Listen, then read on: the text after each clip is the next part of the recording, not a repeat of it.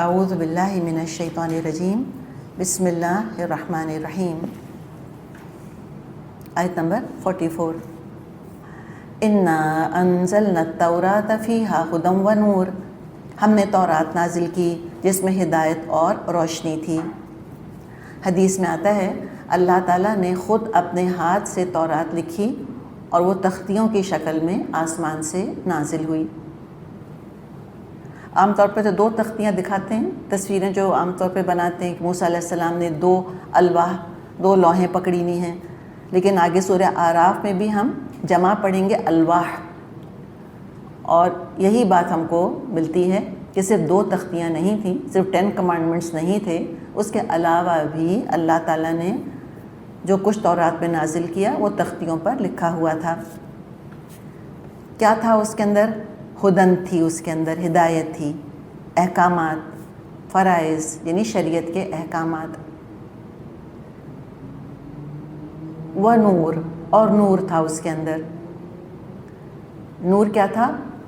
صحیح عقیدہ بیان ہوا تھا، توحید، نبوت، آخرت، ایمان بالغیب، یہ سب چیزیں بیان ہو گئی تھیں.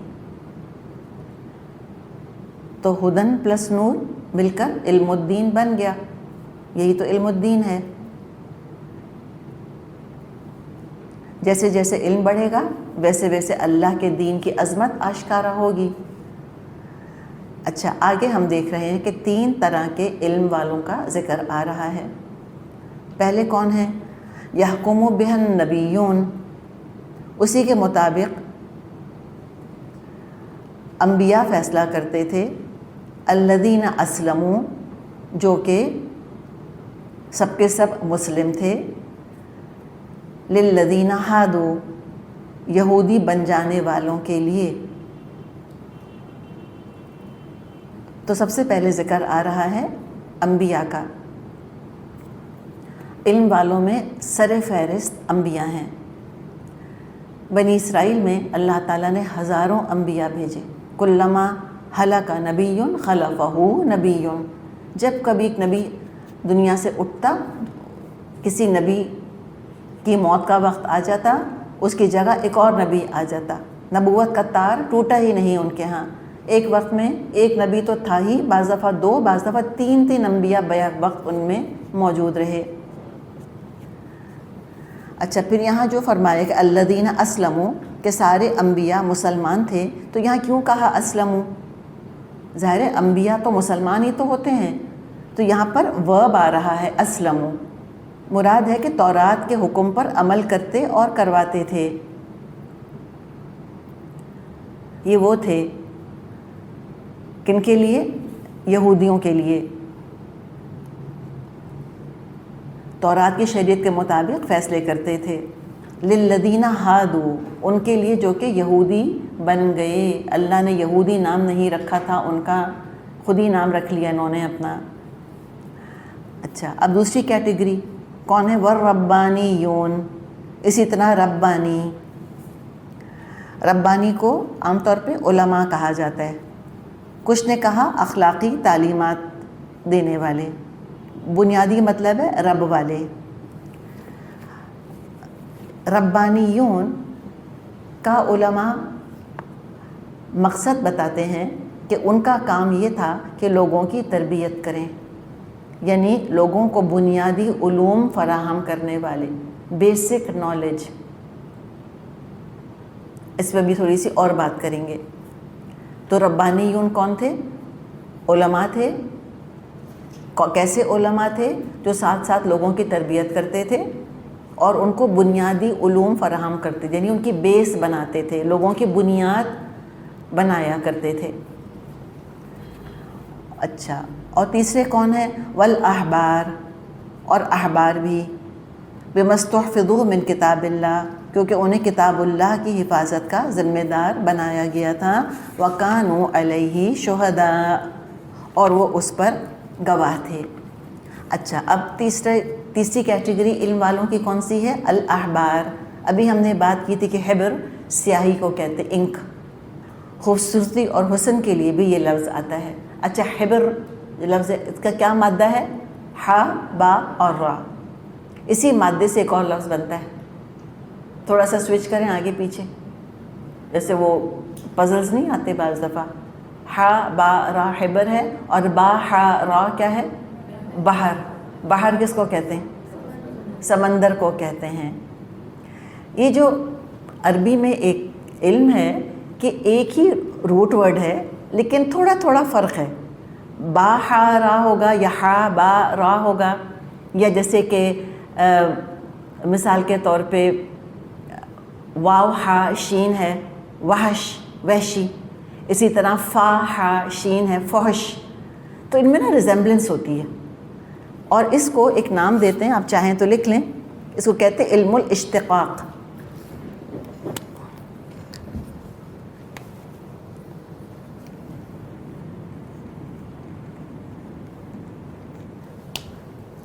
اشتقاق کوئی مشکل ورڈ نہیں ہے. شق کا مطلب تو پتہ ہے ہم کو, کسی چیز کا پھٹنا.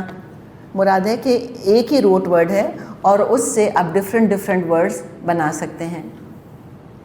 تو پھر اب احبار کا کیا پتہ چل رہا ہے ہم کو, کیسا علم ہوگا ان کے پاس؟ لمیٹڈ یا وسیع؟ وسیع علم ہوگا. کیسا؟ یہ پورا سمندر ہے جیسے علم کا, باہر ہیں پورا, یعنی علم کا سمندر ہیں, وسیع علم والے احبار. اچھا اب بتائیں, ربانیون کیا کرتے تھے؟ بنیاد بناتے تھے, ٹھیک ہے نا, لوگوں کی کریکٹر بلڈنگ کرتے تھے, لوگوں کی تربیت کرتے تھے. احبار کیا کر رہے ہیں؟ اس بنیاد پر عمارت اٹھا رہے ہیں, لوگوں کو علم کے اعلیٰ درجے پر لے کر جاتے تھے. اگر آج کی ٹرمینالوجی اپلائی ہم کریں تو ایگزیکٹ تو نہیں, لیکن جب سمجھنے کے لیے یوں سمجھیں, جو آج کل ہمارا اسکول کا سسٹم ہے کہ ربانیون کون ہوں گے؟ Primary school teacher, Montessori teacher, کے جی کے ٹیچر, پرائمری کے ٹیچر. اور ہم جانتے ہیں کہ شاید ہم کو اپنی باقی ٹیچرز تو یاد نہ رہی ہوں, لیکن پرائمری ٹیچر کو انسان کبھی نہیں بھولتا, وہ ایسی یاد رہتی ہیں, اور جو ان کا امپیکٹ ہوتا ہے اسٹوڈنٹ کے اوپر, وہ شخصیتوں کو سنوار بگاڑ سکتی ہیں. اتنا امپیکٹ ہوتا ہے پرائمری اسکول ٹیچر کا. اور جو ترقی یافتہ ممالک ہیں, کبھی اسکینڈینیوین کنٹریز کے بارے میں اگر ہم پڑھیں تو وہاں جو ہائیسٹ پیڈ پروفیشنز ہیں ان میں ایک پروفیشن ہے پرائمری اسکول ٹیچر کا. تو جو عقل مند حکومتیں ہوتی ہیں وہ تعلیم میں انویسٹ کرتی ہیں پیسہ, یہی تو ساری بنیاد ہے, اور وہی تو کردار سازی کرنے والے ہیں. آخر ان اقوام کے اندر قانون کی اہمیت, قانون کا احترام, ان میں نظم اور ضبط اور ڈسپلن کہاں سے آیا؟ بہت بڑا کردار جو ہے وہ استاد ادا کرتا ہے اس ذہن سازی کے لیول پر. کچے ذہن ہیں, کہتے ہیں نا کہ بچپن کا پڑھایا ایسا ہے جیسے کہ پتھر پہ لکیر کھینچ دینا, جیسے حجر کے اوپر نقش بنا دیا جاتا ہے, ایسے صغر کا علم ہوتا ہے, بچپن کا علم ہوتا ہے. تو وہ شخصیت سازی, اور اب تو وہ کہتے ہیں کہ 2-2.5 سال تک بچے کی شخصیت پوری بن جاتی ہے. واللہ عالم, اب وہ اپنے آپ کو ری انوینٹ کرتی رہتی ہے سائیکالوجی, لیکن بچپن کی تعلیم اور بچپن کی تعلیم کی اہمیت سے کبھی کسی نے انکار نہیں کیا. تو یہ وہ تھے, سمجھیں کہ یہ بیسک کیریکٹر بلڈنگ کرتے تھے. تو استاد کا کام صرف تعلیم دینا نہیں ہے, صرف ہوم ورک کے پیجز دے دینا نہیں ہے, رٹوا دینا نہیں ہے الفاظ. پہلے کہتے تھے تعلیم اور تربیت, تعلیم اور تربیت, تعلیم کے ساتھ تربیت ہوتی ہے. آج ہمارا المیہ یہ بن کر رہ گیا ہے کہ ہمارے ہاں بس کتابیں رٹوا دی جاتی ہیں اور اس میں تربیت کچھ نہیں ہو رہی ہوتی. تربیت کرنے کے لیے خود شخصیت ہونی چاہیے استاد کی, جو تربیت کرنے والا استاد ہو, خود بھی زندگی میں کسی نہ کسی حد تک وہ اس اخلاق کو اپلائی کرتا ہو, تب تو آگے وہ بتائے گا دوسرے کو بھی. اور وہ چھوٹی چھوٹی باتیں بعض دفعہ انسان کو ٹیچرز کی ایسی یاد رہ جاتی ہیں. اپنا مجھ کو بچپن کا یاد ہے, کلاس 4 میں تھی, ہماری ٹیچر تھی, تو پتہ نہیں کیا تھا, کوئی پارٹی تھی کیا تھا, تو وہ ایک سویٹس کا پیالہ جو ہے وہ کلاس میں نہیں پھر رہا تھا جیسے پھراتے ہیں, وہ اس طرح پھر رہا تھا. تو جب اس سے پہلے کہ وہ بول کلاس میں جائے, انہوں نے ہم سے یہ کہا تھا ٹیچر نے کہ آپ کو ایک لینی ہے, جسٹ 1, ایک سویٹ, مٹھی بھر کے نہیں اٹھانی. اور اب بھی کبھی جہازوں میں جب جہاز لینڈ ہونے والے ہوتے ہیں بعض دفعہ وہ ایئر ہوسٹسز ٹرے کے اندر وہ ماؤتھ فریشنرز لے کر آتی ہیں اور لوگوں کو میں دیکھتی ہوں کہ لوگ مٹھیاں بھر بھر کے اٹھا رہے ہوتے ہیں. تو اب انہوں نے کیا بعض دفعہ کرنا شروع کر دیا ہے کہ وہ خود اپنے ہاتھ سے ایک ہی پکڑاتی ہیں. ان کو پتہ ہے کہ ان کے آگے ٹرے رکھی تو گئی ساری کی ساری. تو آپ دیکھیں یہ بچپن کا وہ کہتے ہیں نا پتھر پہ لکیر جیسے ہوتی ہے. انہوں نے کہا تھا ایک لینی ہے. سیکنڈ بات انہوں نے کہی تھی کہ اگر آپ کی فیوریٹ سویٹ ہے تو اس میں سے بھی بس ایک ہی لیں, اور اگر فیوریٹ سویٹ ایک ہی پڑی ہوئی ہے تو اس کو کسی اور کے لیے چھوڑ دیں, وہ مت لیں, کوئی اور لے لے گا, کیا پتہ وہ کسی اور کی بھی فیوریٹ ہو. یہ چھوٹی چھوٹی باتیں یہ کتابوں سے نہیں ملتی, یہ استادوں کی تربیت ہوتی ہے کہ کیا کرنا ہے. پیجز کا موڑنا کتنا عام ہے کہ ہم جب کچھ پڑھتے ہیں اور کہیں ہم کو رکنا ہوتا ہے ہم پیج ٹرن کر دیتے ہیں. ان کا ہے کہ نہیں, پیجز کو خراب نہیں کرتے, پیج خراب ہو جاتا ہے موڑنے سے. کبھی ٹرن نہیں کرنا چاہیے پیج, کوئی اور علامت کوئی اور نشانی رکھ دیں, اپنی بک نہ خراب کریں اس طرح سے. تو یہ سب استاد کا احسان ہے, وہ ہم انسان بناتے ہیں. استاد ماں باپ پیدا کرتے ہیں ان کا احسان, استاد انسان بناتے ہیں ان کا کتنا بڑا احسان. تو اللہ ہمیں ایسے استاد عطا کرے جو ہماری شخصیتیں بنائے, جو ہمارے بچوں کی پرسنالٹی کیریکٹر بلڈنگ کرے. وہ ہوتا ہے اصل استاد. یہ نہیں کہ بس ایک گریڈ دلوا دیا اس کو تو وہ جو ہے بچہ بس کامیاب ہو گیا اور استاد نے استاد ہونے کا حق ادا کر دیا. اگر موریلٹی ہی نہیں ہے, اگر بچوں کو اخلاق ہی نہیں سکھایا جا رہا, تمیز تہذیب ان کو اٹھنے بیٹھنے کی نہیں سکھائی جا رہی, تو کیا سکھایا. اور بچے کتنے شوق سے ٹیچر کو دیکھتے ہیں کہ ٹیچر پانی کیسے پی رہی ہیں, ٹیچر بیٹھ کیسے رہی ہیں, ٹیچر بول کیسے رہی ہیں. تو یہ بہرحال یہ ربانیون. اچھا, اور احبار کو ہم کیا کہیں گے؟ احبار کو ہم کہیں گے کہ اب یہ یعنی کہ پرائمری اسکول ٹیچر بھی نہ کہیں, اب اسکول ٹیچر کہہ دیں ربانیون کو, ٹھیک ہے نا. وہ جو ہائی اسکول ایجوکیشن جس کو ہم کہتے ہیں وہ کون ہے؟ ربانیون. سمجھیں, سمجھانے کو بتایا جا رہا ہے آپ کو. اور احبار یہ جو ڈاکٹرز, انجینئرز, یونیورسٹی لیول کے اوپر جو تعلیم دیتے ہیں, اسکالرز. اچھا, اب یہ بتائیں ہائیسٹ درجہ کس کا ہے علم والوں میں سے؟ کس کا ہے؟ انبیاء کا نا, النبیون. اس کے بعد اللہ نے ذکر کس کا کیا؟ ربانیون. اہمیت کے لحاظ سے ربانیون کا ذکر پہلے ہے. تو اسکول ٹیچر کی اہمیت زیادہ ہے بجائے کہ یونیورسٹی لیول کا ٹیچر. اس سے انسان حقیقت ہے کہ وہ تربیت حاصل نہیں کرتا جو بچپن میں فارمیٹیو ایئرز جن کو کہ ہم کہتے ہیں, ان فارمیٹیو ایئرز میں جو اس نے تربیت حاصل کر لی ہوتی ہے اپنی ٹیچر کے ذریعے سے. تو بہت خوش قسمت ہیں ہم میں سے وہ جن کو اچھے استاد مل گئے تھے, جنہوں نے علم کے ساتھ تربیت بھی کری, چاہے وہ قرآن کی ٹیچر ہوں یا وہ اسکول میں ہم کو سیکولر علوم پڑھانے والی ٹیچرز ہوں. تو تعمیر شخصیت, پرسنالٹی ڈیولپمنٹ پہلے ہے. اعلیٰ تعلیم, ایڈوانس کورسز کی طرف جانے سے پہلے بنیادی علم ضرور حاصل کر لینا چاہیے. آج ہمارے یہاں دراصل یہ اسکپ کرنے کا بھی کچھ رواج پایا جاتا ہے کہ ہم نے پہلے نہ قرآن کا ترجمہ کیا ہوتا ہے, نہ ہم نے پہلے قرآن کی تفسیر سنی ہوتی ہے, اور ہم چاہ رہے ہوتے ہیں کہ ہم ہاپ اسکپ جمپ کر کے اور کسی طرح ہم قرآن کا ایسنس حاصل کر لیں, شارٹ اینڈ سویٹ. ایک درس یہاں سے سن لیں, ایک چھوٹا سا کچھ وہاں اٹینڈ کر لیں, ایک شارٹ کورس وہاں اٹینڈ کر لیں. یہ کبھی بھی نہیں آئے گا جب تک بنیاد پختہ نہیں ہوگی کہ آپ کو لفظی ترجمہ آئے, آپ کو اچھی طرح تفسیر ایک دفعہ سننے کا موقع ملے, بنیادی گرامر آئے, آپ کو قرآن کا تلفظ آئے کہ پڑھتے کیسے ہیں, ادا کیسے کرتے ہیں قرآن کو. جب یہ چیزیں آ گئیں, بنیاد ایک دفعہ الحمدللہ اسٹیبلش ہو گئی, اس کے بعد جو مرضی ایڈوانس کورسز کرتے رہیں, گرامر کریں, آگے تجوید کے کورسز کریں. لوگ زندگی بھر تجوید کا کورس کرنے میں گزار دیتے ہیں اور قرآن کا انہوں نے کبھی کورس ہی کوئی نہیں کیا ہوتا. تو یہ بات مناسب نہیں ہے. اس سے یہ بھی ہمیں پتہ چلتا ہے کہ پختگی اگر ہمیں لے کر آنی ہے تو پہلے اپنی بنیاد کو پکا کریں, قرآن کے ساتھ اپنے تعلق کو پکا کریں کہ لفظ لفظ ہمیں سمجھ میں آنے لگ جائے. اور اس کے بعد پھر احبار کا ذکر آ گیا. الحمدللہ یہ کیا کرتے تھے؟ بمستحفظوا من کتاب اللہ, ان کو کتاب اللہ کی حفاظت کا ذمہ دار بنایا گیا تھا. تو انہوں نے کیسے حفاظت کی تھی اللہ کی کتاب کی؟ نمبر 1, حفظ کے ذریعے سے. یہ بھی طریقہ ہے اللہ کی کتاب کی حفاظت کا, اس کے الفاظ کی حفاظت کرنا, حفظ کا اہتمام کرنا. اور پھر اللہ کی کتاب کی حفاظت کیسے ہوتی ہے؟ عالم حفاظت کرتے ہیں، عالم مر گئے تو پھر کیا ہوگا؟ تو اگر عالم علم کی حفاظت کرنا چاہتے ہیں، اللہ کی کتاب کی حفاظت کرنا چاہتے ہیں، تو علماء کو کیا کرنا ہوگا؟ جی، علماء کو آگے پڑھانا ہوگا، آگے علم دینا ہوگا، انہیں خود بھی پڑھنا ہوگا تاکہ پڑھ کر دوسروں کو بتائیں۔ کوئی اماں کے پیٹ سے تو نہیں پیدا ہوتا، سب پڑھتے ہی ہیں، تو خود پڑھیں۔ علماء کو چاہیے کہ اپنے آپ کو اپ گریڈ کرتے رہیں، سیکھتے رہیں۔ کیوں؟ تاکہ آگے لوگوں کو علم امپارٹ کرتے رہیں۔ علماء شہد کی مکھیوں کی طرح ہوتے ہیں، پھول سے شہد کی مکھی رس چوستی ہے اور شہد بناتی ہے، اور ہم ایک چمچے میں ہم اس کو پی لیتے ہیں، کوئی مسئلہ نہیں۔ اور ایک چمچہ شہد بنانے کے لیے پتہ نہیں مکھی نے کتنی محنت کی ہوتی ہے۔ علماء کا معاملہ بھی یہی ہوتا ہے، وہ گھنٹوں کی، سالوں کی القریزیاں کرتے ہیں، کہاں سے کتابیں کھول کے، کہاں سے پڑھ کے وہ نوٹس بنا کے اور کتابیں لکھتے ہیں۔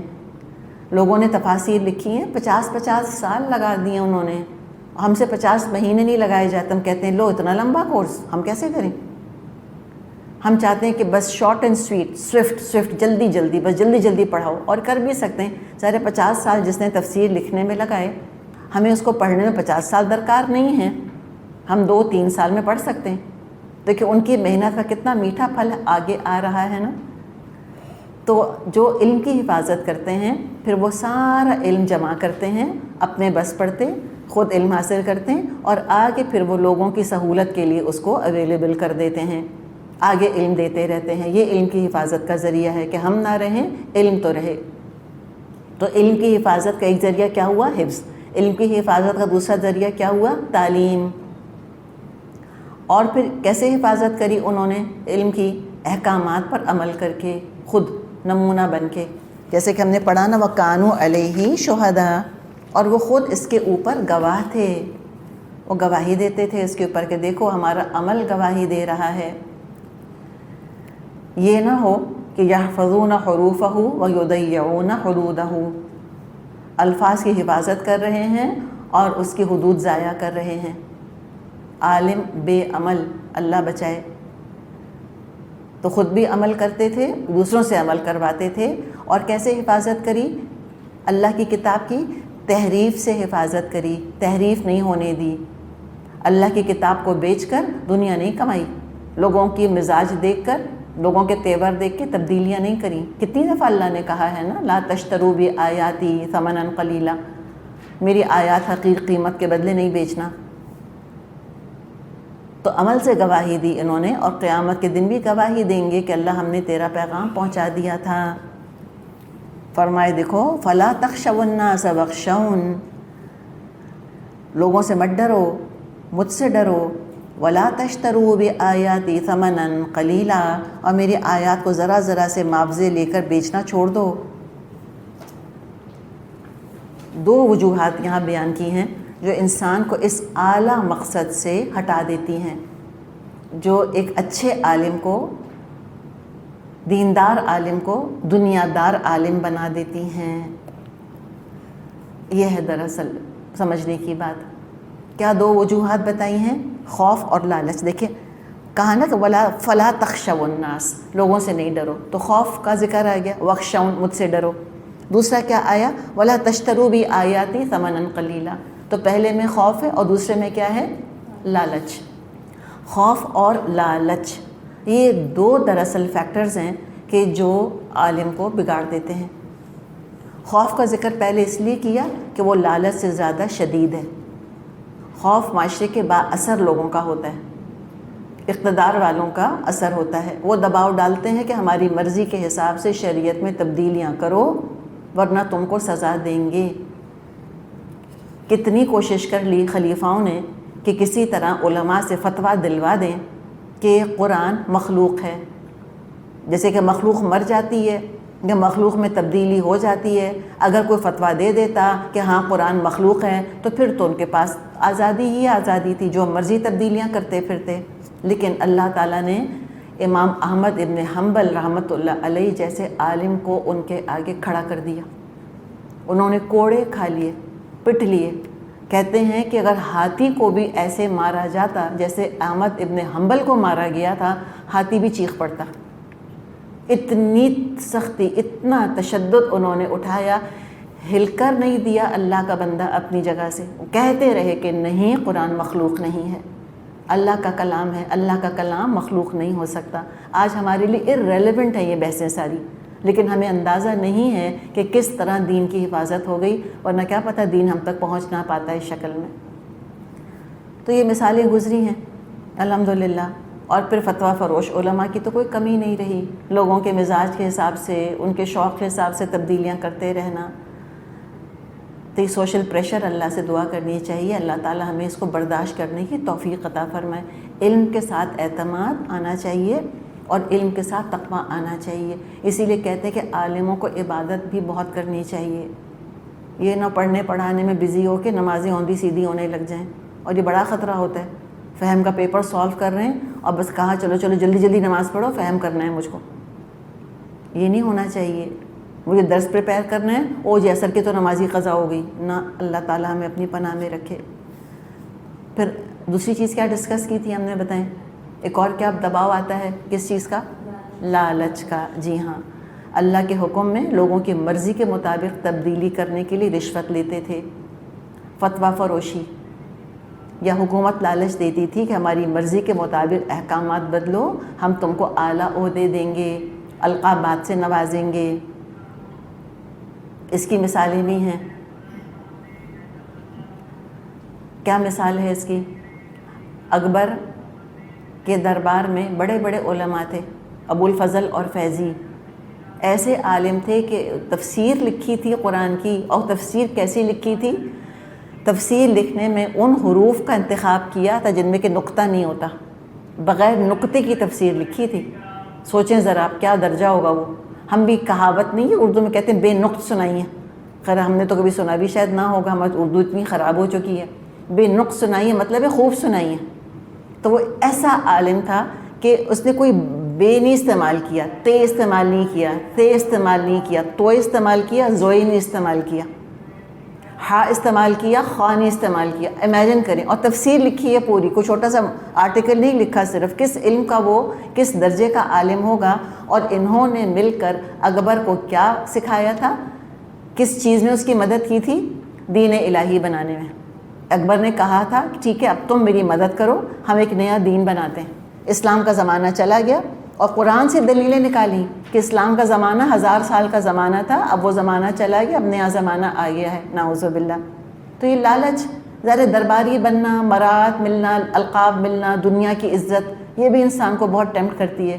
تو ٹیمپٹیشنز، فیئر اینڈ ٹیمپٹیشنز، یہ دو چیزیں علماء پر اثر انداز ہوتی ہیں. اور اللہ ماشاء اللہ بہت کم علماء ہیں، بہت کم اسکالرز ہیں جو اسٹینڈ لے سکتے ہیں ایسے موقعوں پر. اکثر و بیشتر پھسل جاتے ہیں، اور جو پھسلے اللہ تعالیٰ ان کو معاف کرے، اللہ ان کی مجبوریاں جانتا ہے. تو پھر اب علماء جو ہیں وہ 3 طرح کے بیسکلی ہوتے ہیں. ایک ہوتے ہیں عالم الملہ، ملت کے عالم، یہ حقیقی عالم ہوتے ہیں. یہ ملت دین کی حفاظت کرنے والے ہوتے ہیں، اللہ کی کتاب کی پوری دیانتداری سے حفاظت کرتے ہیں اور لوگوں کو اسی کی دعوت دیتے ہیں. کسی کو اچھا لگے تو اچھا لگے، برا لگے تو برا لگے. دی بیسٹ کیٹیگری ہے خیر کے عالم. اللہ سے دعا کریں اللہ ہمیں علم دے اور ہمیں ایسا عالم بنائے، اور ایسے عالموں کو ہمارا استاد بنائے، ایسے عالموں کی صحبت ہمیں فراہم فرمائے. پھر دوسرے ان بٹوین کیٹیگری، ان کو امت کا عالم کہتے ہیں، عالم الامہ. یہ کیا ہوتے ہیں؟ نیت اچھی ہوتی ہے ان کی، نرم دل ہوتے ہیں، لوگوں کی مصلحتیں دیکھتے ہیں کہ اوہ بہت مشکل پیش آ رہی ہے، really the going is very tough. تو لوگوں کی آسانی کے حساب سے تعلیمات کو تھوڑا ڈائلیوٹ کر دیتے ہیں. کہتے ہیں چلو اتنا اسٹرکٹ نہیں ہے، ڈزنٹ میٹر، ایسے بھی کر لو کوئی بات نہیں. سود پتہ ہے 100% حرام ہے، 110% حرام ہے. کہیں گے اچھا تم ایسے ملک میں رہ رہے ہو جہاں اسلامک بینکس نہیں ہیں تو گھر لینا ہے تم کو، کوئی بات نہیں چلو مورگیج پہ لے لو، ٹھیک ہے. یہ طریقہ ہوتا ہے. یہ کون ہے؟ یہ عالم الامہ ہوتے ہیں. یہ لوگوں کی بھلائی چاہتے ہیں، ان کی انٹینشن بری نہیں ہے، لیکن ڈیفینیٹلی پھر دیکھیے دین تو ڈائلیوٹ ہو رہا ہے کہ نہیں ہو رہا؟ گھر خریدنا کوئی فرض عین ہے کیا؟ بھئی کرائے پہ رہتے رہو، کیا مصیبت ہے ایسی کہ سود لو اور گھر خریدو؟ نہ لو۔ تو بعض دفعہ شریعت کے خلاف بھی کچھ لوگوں کی مرضی قبول کر لیتے ہیں، اس کو جانے دیتے ہیں، اگنور کرتے ہیں۔ چلو یہ ان بٹوین کیٹیگری ہے۔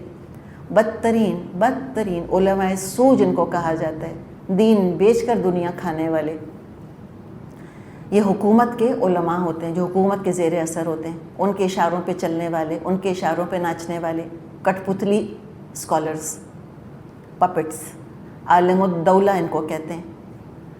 حکومت جو حکم کرے حاکم وقت کی مرضی کے مطابق شریعت میں توڑ مڑوڑ کر دیتے ہیں۔ ایسے ہی علماء کو پھر انگریزوں نے سر کا لقب دیا تھا، ان کو جائیدادوں سے نوازا تھا، ایسے ہی علماء کو خریدا تھا کہ ان کی مرضی کے مطابق وہ کام کریں۔ تو یہ 3 طرح کے علماء ہوتے ہیں۔ تو اللہ تعالیٰ نے پھر فائنلی کیا فرمایا؟ وَمَن لَّمْ يَحْكُم بِمَا أَنزَلَ اللَّهُ، جو لوگ اللہ کے نازل کردہ قانون کے مطابق فیصلہ نہ کریں، فَأُولَٰئِكَ هُمُ الْكَافِرُونَ، وہی کافر ہیں۔ یہ سورہ مائدہ کا رکوع نمبر 7 جو ہے نا، یہ سورہ مائدہ کی جان ہے، اتنا اہم یہ رکوع ہے، اس پہ مراقبہ کرنا چاہیے، لٹرلی بار بار اس کو پڑھنا چاہیے، اس کی گہرائی میں جانا چاہیے، اس کو سمجھنے کی کوشش کرنی چاہیے۔ تو سب کے کان یہاں کھڑے کر دیے اللہ نے کہ کسی کے دباؤ میں نہیں آنا۔ تو فرمایا کہ جو اللہ کے نازل کردہ احکامات کے مطابق فیصلہ نہیں کرتے، اولئکا، وہ لوگ، یہ اولئکا عظمت کی طرف اشارہ نہیں ہے، دوری کی طرف، کہ اللہ سے دور ہیں وہ لوگ، ہم مزید ایمفیسس الکافرون، یہی کافر ہیں۔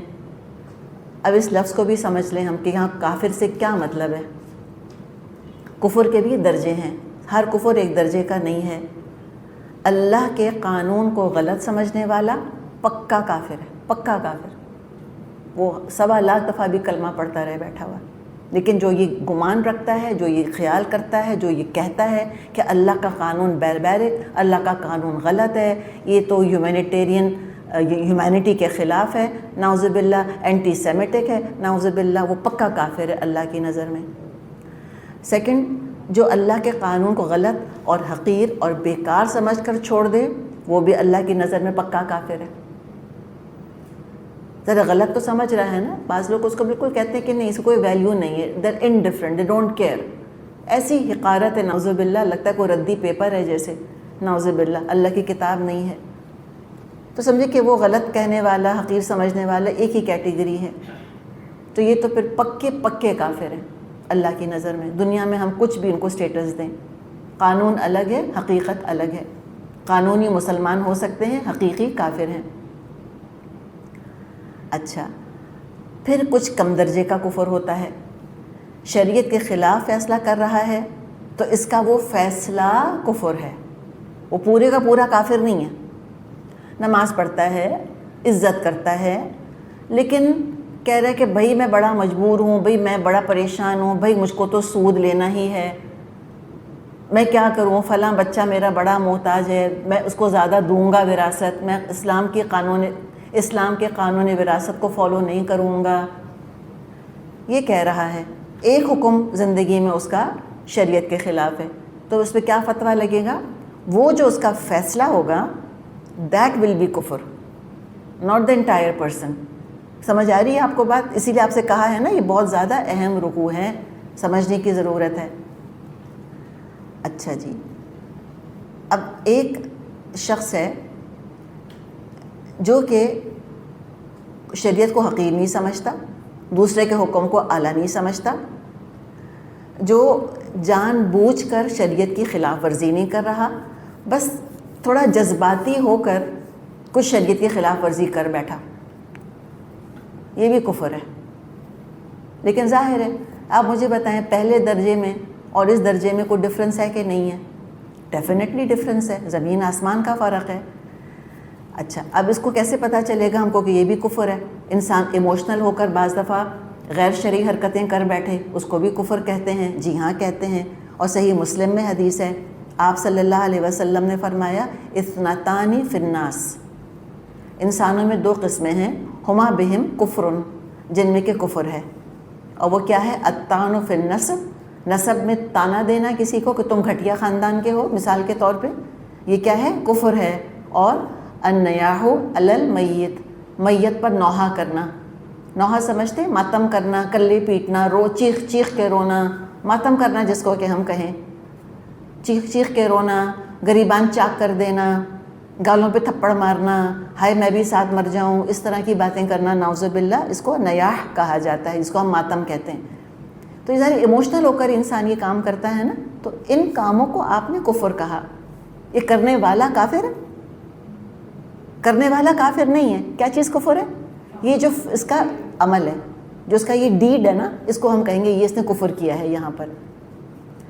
تو یہ عام زندگی کا ذکر ہے نا، کہ یہ ہلکا درجہ ہے کہ شریعت پر عمل نہیں کیا، شریعت کی خلاف ورزی کر لی، یا ناشکری کرنا، شریعت کی قدر نہ کرنا، اس کو اس کا حق نہ دینا، اس کا مرتبہ نہ دینا۔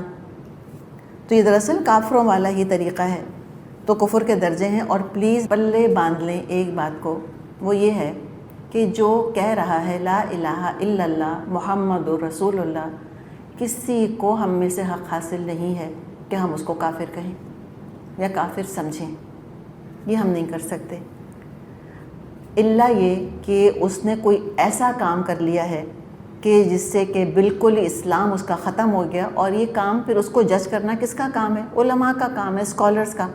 تو احبار یہ کام کریں گے، میں اور آپ فتوے نہیں لگا سکتے۔ تو ہرگز ہمیں کسی کو کافر نہیں کہنا۔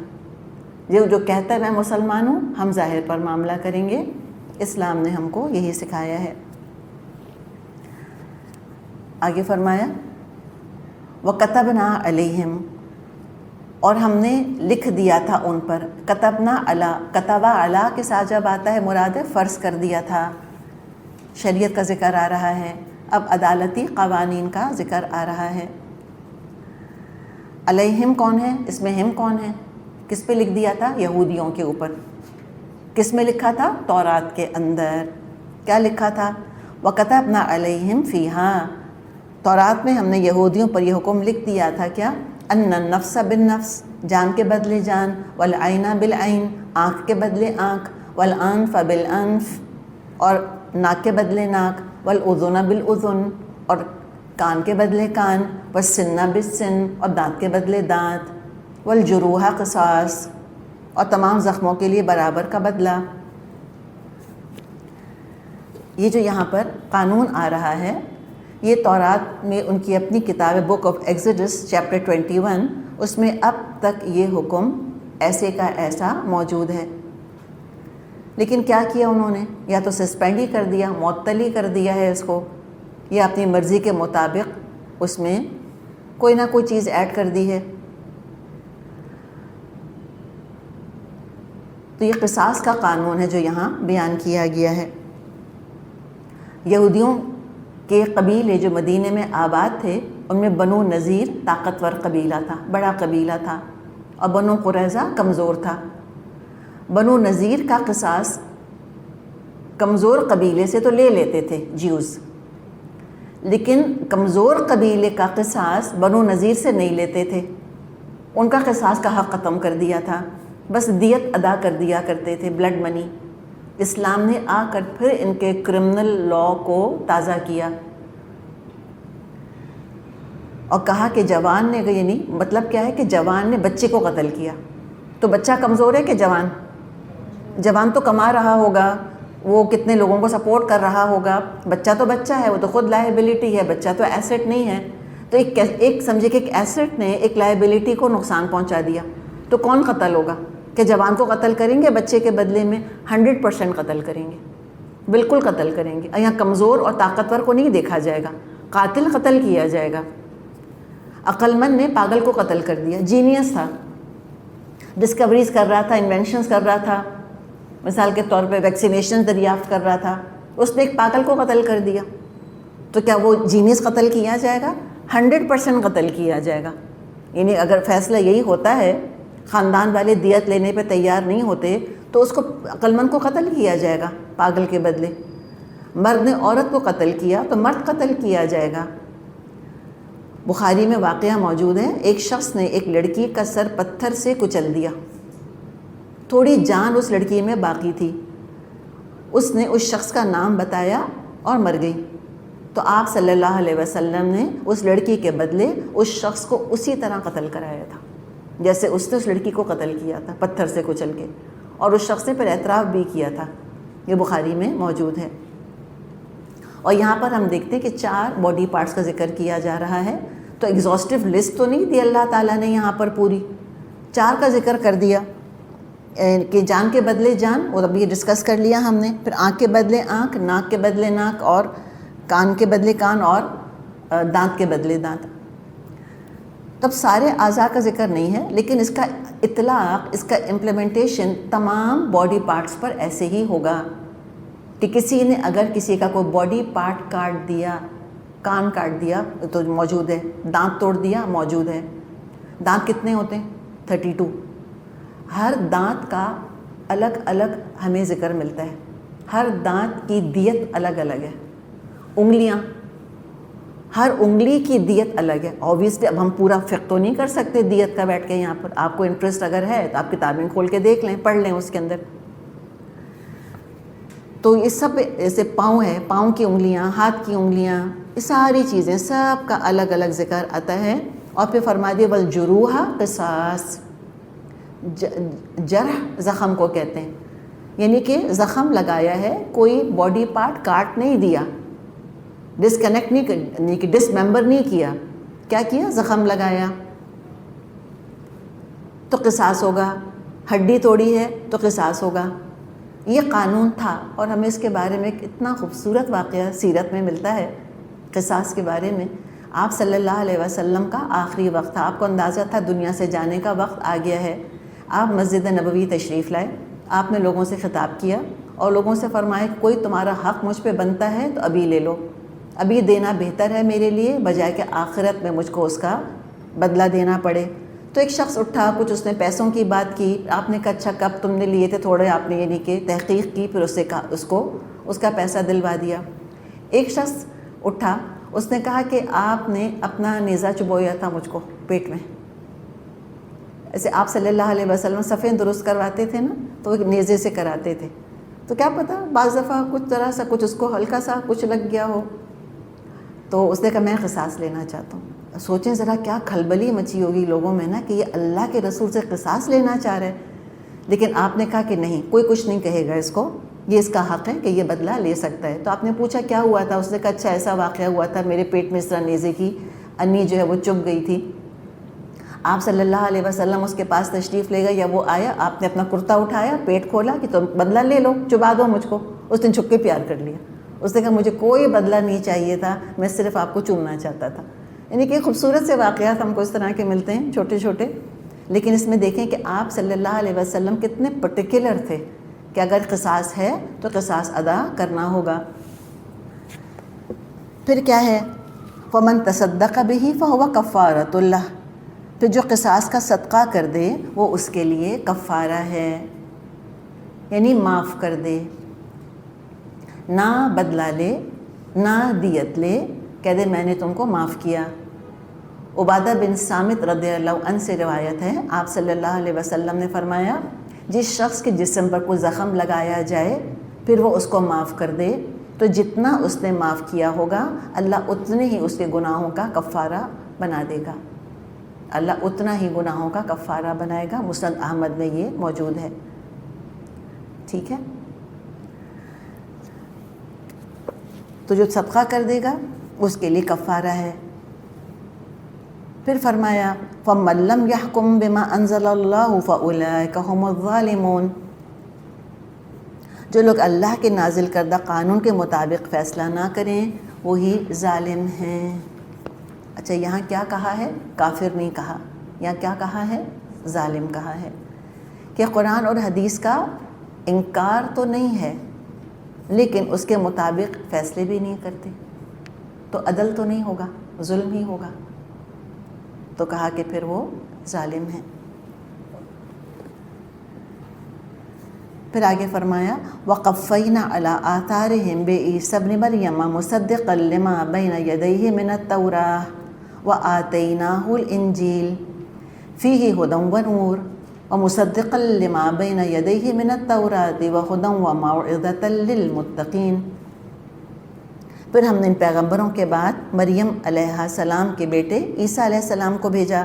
تورات میں سے جو کچھ اس کے سامنے موجود تھا وہ اس کی تصدیق کرنے والا تھا، اور ہم نے اس کو انجیل عطا کری جس میں رہنمائی اور روشنی تھی، اور وہ بھی تورات میں سے جو کچھ اس وقت موجود تھا اس کی تصدیق کرنے والی تھی، اور متقیوں کے لیے سراسر ہدایت اور نصیحت تھی۔ دیکھیں اہم بات کیا ہے، مصدقا لما بین یدیہ من التورات، تورات میں سے جو موجود تھا اس کی تصدیق۔ ہر چیز جو تورات کے نام پر لکھ کر یہودی علماء نے جمع کر دی تھی کتاب کے اندر، اس کی تصدیق نہیں کر رہے تھے، اس تحریف کی تصدیق کرنے نہیں آئے تھے، اوریجنل کمانڈمنٹس کی تصدیق، جو اوریجنل تورات تھی اس کی تصدیق۔ تبھی ہے من التورات، تورات میں سے، تورات نام پہ تو کے نام سے تو بہت کچھ انہوں نے گھڑ لیا تھا، بہت کچھ پلس مائنس کر لیا تھا، وہ سب نہیں، ہاں جو اوریجنل اللہ تعالیٰ کی نازل کردہ لکھی ہوئی آیات تھیں، احکامات تھے، ان کی تصدیق کی ہے۔ تو یہاں پر ہم دیکھتے ہیں کہ انجیل کی 5 صفات گنوائی گئی ہیں گاسپل کی۔ تورات ہی کا ایک تو کنٹینویشن ہے انجیل۔ دیکھیں تورات میں احکامات کی وزڈم نہیں تھی، کچھ نہیں وزڈم تھی، بس ڈوز اینڈ ڈونٹس، یہ کرو یہ نہیں کرو، یہ کرو یہ نہیں کرو، بس اس طرح۔ انجیل میں کوئی احکامات نہیں تھے، انجیل میں تورات کے احکامات کی حکمت بیان ہوئی ہے، وزڈم بیان ہوئی ہے۔ تو انجیل کو الگ سے کتاب نہیں سمجھنا چاہیے، وہ تورات کا کنٹینویشن ہے، ایڈیشن ہے، اسی کا تسلسل ہے۔ تو شریعت میں انجیل تورات کے تابع ہے، بس انجیل کے اندر شریعت ہی نہیں ہے۔ اگر انجیل کو الگ بک کے طور پہ ٹریٹ کیا جائے گا تو لوگ بغیر شریعت کے رہ جائیں گے، انکمپلیٹ دین آئے گا ان کے پاس۔ تو وہ تسلسل ہے، یہ بات سمجھنی ضروری۔ پارٹ 1 پارٹ 2 ہوتا ہے نا کتابوں کا، جیسے جب تک آپ نے پارٹ 1 نہ پڑھا ہو آپ کو پارٹ 2 سمجھ ہی نہیں آ سکتا، یہی معاملہ ان کا تھا۔ تو انجیل کی انجیل جو ہے وہ تورات کے تابع ہے، اور جو چیزیں بنی اسرائیل کے علماء نے خود حرام کر لی تھیں وہ عیسیٰ علیہ السلام نے آ کر بس ان پابندیوں کو ہٹا دیا، خود ساختہ پابندیوں کو، جو اوریجنل تورات تھی اس کو برقرار رکھا۔ تو اس کے لیے کیا بتایا، اس میں ہدایت ہے، یعنی شریعت کے احکامات۔ کس طرح سے شریعت کے احکامات ہیں؟ شریعت کے احکامات کیسے ہیں اس کے اندر؟ جیسے ابھی آپ کو بتایا کہ جو انہوں نے ایڈیشنز کر دیے تھے ان کو مائنس کر دیا۔ اور نور وہی چیز جو بھی ڈسکس ہم کر چکے، توحید کا، عقیدے کا نور، کہ نہ اللہ کی بیوی ہے، نہ اللہ کا بیٹا ہے، نہ اللہ 3 میں کا تیسرا ہے۔ پھر مصدقا لما بین یدیہ من التورات، وہی بات آ گئی، وہی عقیدہ جو تورات میں بیان ہوا تھا وہی اس میں بیان ہوا ہے۔ وہدن، پھر یہ ہدایت ریپیٹ ہو کر آ گیا ہے نا، پہلے بھی ہدایت ورڈ آیا تھا ہدن و نور، پھر آگے یہاں پر آ گیا ہدن۔ اب یہ کون سی ہدایت ہے؟ یہ آئندہ کے لیے ہدایت موجود ہے اس میں، کہ نبی اکرم صلی اللہ علیہ وسلم کی نشانیاں اور ان کی آمد کی خوشخبری بیان ہوئی ہے، کہ آنے والے لوگ ہدایت حاصل کر لیں اور نبی اکرم صلی اللہ علیہ وسلم کو پہچان لیں۔ مبشرم برسول یاتی من بعد اسمہ احمد، عیسیٰ علیہ السلام نے فرمایا تھا کہ میں خوشخبری دینے والا ہوں ایک رسول کی جو میرے بعد آئے گا، اس کا نام ہوگا احمد۔ سورہ صف آیت نمبر 6 میں یہ موجود ہے۔ اور کیا تھا؟ موعظہ، واعظ تھے، قصے بیان ہوئے تھے، تمثیلیں بیان ہوئی تھیں کہ یہودیوں کے جو دل سخت ہو گئے ہیں وہ نرم ہو جائیں۔ تو فرمایا وَلْيَحْكُمْ أَهْلُ الْإِنْجِيلِ بِمَا أَنزَلَ اللَّهُ فِيهِ وَمَن لَّمْ يَحْكُم بِمَا أَنزَلَ اللَّهُ فَأُولَٰئِكَ هُمُ الْفَاسِقُونَ۔ ہمارا حکم تھا اہل انجیل اس قانون کے مطابق فیصلہ کریں جو اللہ نے اس میں نازل کیا ہے، اور جو لوگ اللہ کے نازل کردہ قانون کے مطابق فیصلہ نہ کریں وہی فاسق ہیں۔ تو آج اگر عیسائی کہتے ہیں کہ ہم انجیل پر، گاسپل پر ایمان رکھتے ہیں، ہم کہیں گے نہیں، تم ایمان نہیں رکھتے۔ اگر تم اپنی کتاب کو مانتے تو تم محمد صلی اللہ علیہ وسلم کو مانتے، ان کا ذکر، ان پر ایمان لانے کی فرضیت تورات اور انجیل دونوں میں موجود ہے۔ تو ڈانٹ کا انداز ہے یہاں پر، کہ جس طرح یہود نے تورات میں تبدیلیاں کر دیں، اے عیسائیوں تم نے اسی طرح انجیل میں تحریف کر دی، خواہش کی وجہ سے شریعت پر عمل نہیں کیا، تو وہ فاسق ہیں۔ وہ لوگ فاسق کون ہیں؟ جو اللہ کے حکم سے نکل گئے۔ جو اللہ کی بات مانے گا وہ کافر نہیں ہوگا، مومن ہوگا۔ جو اللہ کی بات مانے گا وہ ظالم نہیں ہوگا، عادل ہوگا۔ اور جو اللہ کی بات مانے گا وہ فاسق نہیں ہوگا، وہ متقی ہوگا۔ اللہ تعالی ہم کو ان بہترین صفات سے آراستہ فرمائے۔ وآخر دعوانا ان الحمد للہ رب العالمین۔ سبحانک اللہم و بحمدک نشہد ان لا الہ الا انت نستغفرک و نتوب الیک۔ السلام علیکم ورحمۃ اللہ وبرکاتہ۔